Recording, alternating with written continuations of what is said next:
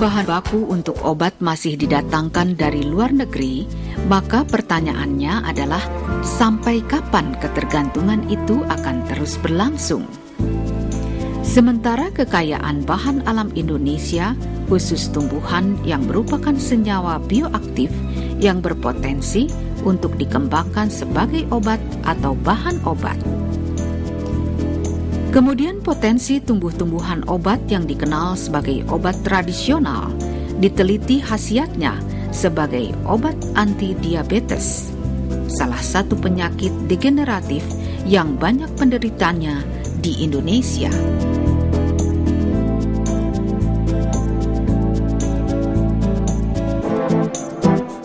Sukun merupakan tanaman tropis berbentuk pohon bercabang dengan tinggi mencapai 30 meter. Tanaman pohon sukun tersebar dari Pulau Jawa sampai ke Papua Nugini, bahkan sampai di Suriname. Pohon sukun mempunyai berbagai nama, antara lain breadfruit di Inggris, kapiak di Papua Nugini, rimas di Filipina, di Kamboja, Thailand dan Vietnam disebut sake. Pohon sukun memberikan manfaat bagi manusia. Buahnya dikonsumsi sebagai pengganti beras. Selain mengandung karbohidrat tinggi, tetapi rendah lemak dan protein, sedangkan buahnya mengandung asam amino esensial yang tidak diproduksi tubuh manusia, seperti histidin, isoleusin, lisin, metionin, triptopan, dan valin, serta daunnya dimanfaatkan sebagai tanaman obat. Secara tradisional, air godogan daun sukun dilaporkan para ahli seperti yang dilaporkan Kasahara yang dalam penelitiannya mengatakan bahwa daun sukun dapat menurunkan tekanan darah, menyembuhkan penyakit asma dan hepar. Sedangkan Trubus yang kita kenal sebagai majalah pertanian mengatakan bahwa daun sukun dapat digunakan untuk pengobatan penyakit ginjal.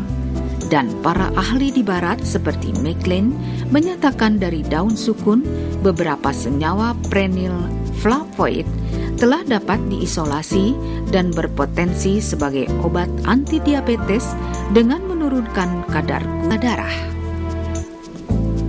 Para peneliti di Pusat Penelitian Kimia LIPI yang terdiri dari berbagai jenjang pendidikan bidang keahliannya meneliti daun sukun dalam rangka penggunaan bahan alam khususnya tumbuhan obat sebagai obat anti diabetes yang telah diuji secara farmakologi menggunakan enzim aglukosidase yang sangat diperlukan pada proses metabolisme karbohidrat. Terletak pada bagian tepian permukaan sel usus dan merupakan enzim kunci dan dibutuhkan pula untuk proses pembentukan glikoprotein. Enzim bekerja memecahkan karbohidrat menjadi glukosa pada usus halus manusia. Sedangkan senyawa yang dapat menghambat aktivitas enzim menunjukkan indikasi bahwa senyawa tersebut berpotensi sebagai anti diabetes dengan menurunkan kadar gula dalam darah. Ketika melakukan standarisasi ekstrak daun sukun, yaitu mengisolasi senyawa murni sebagai marker, pola kromatogram, jumlah bakteri dan jamur, menguji adanya bakteri patogen, kadar logam berat, dan pestisida. Uji toksisitas dan keamanan untuk mengetahui dosis aman yang akan digunakan.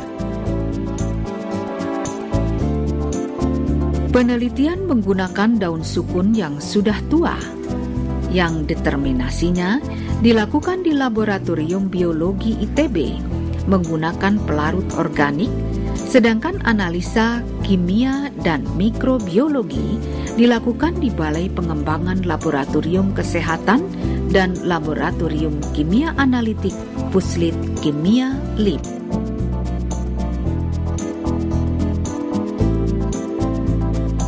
Kemudian mereka mengumpulkan bahan-bahan, yaitu bahan kimia seperti pelarut teknis, silika gel, formalin, aloksan, parafin blok, dan hematoksilin.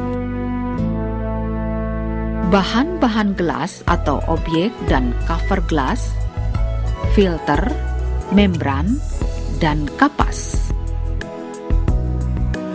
Pertama-tama, mengeringkan terlebih dahulu daun sukun tua pada alat pengering dengan suhu 50 derajat Celcius.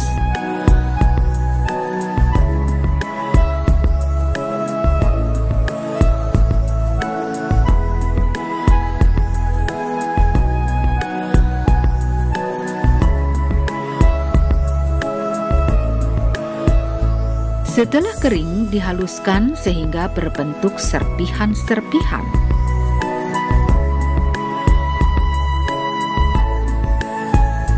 Direndam dengan etanol 70 derajat Celcius atau proses maserasi. Ekstrak daun sukun diuapkan dalam vakum. Ekstrak etanol daun sukun. Pada aktivitas antidiabetes ekstrak daun sukun, rendaman ekstrak yang diperoleh dengan etanol 70% sebesar 8,11%, sedangkan ketika melakukan pengujian secara in vitro menggunakan enzim aglukosidase dapat dikatakan berpotensi sebagai antidiabetes. Penelitian daun sukun menjadikan ekstrak sebagai obat herbal tersandar memerlukan persyaratan antara lain isolasi senyawa murni sebagai marker yang difraksinasi, kemudian aktivitas diabetes in vitro di mana ekstrak-ekstrak daun sukun hasil pemisahan ternyata lebih kecil dibandingkan ekstrak asalnya yang diduga aktivitas itu merupakan efek sinergis dari ekstrak-ekstrak hasil fraksinasi.